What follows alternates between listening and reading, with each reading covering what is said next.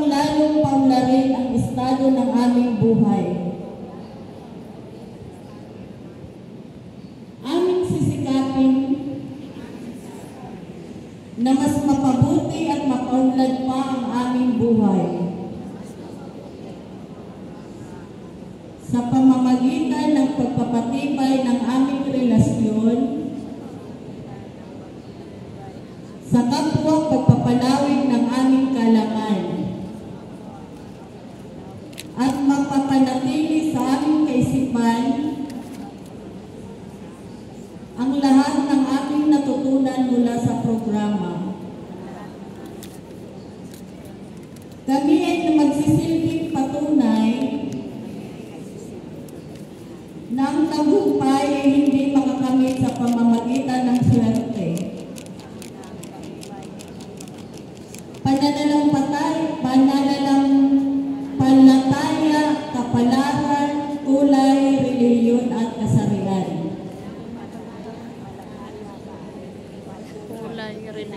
Bagkus, ito ay nakasalalay sa sipag at tiyaga,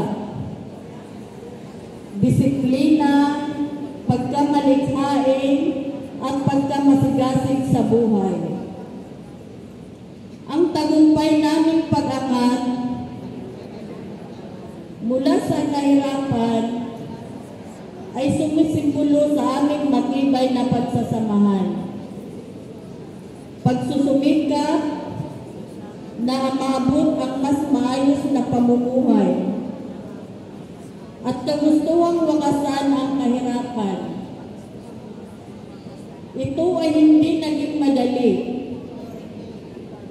Kami ay nagkaisa at nagpursige upang maabot ang mithiing ito. Katuwang dito ang Pantawid Pamilyang Pilipino Program. Lokal na pamahalaan, mga ahensya ng gobyerno at pribadong sektor na sa amin ay umaagapay upang kami ay hindi kailanman bumalik pa sa kahirapan. Ako ay nanunumpa na aking gagawin ang lahat upang makamit ang patuloy na pag-unlad at pagbabago sa aking buhay. Kasihan nawa ko ng may kapal.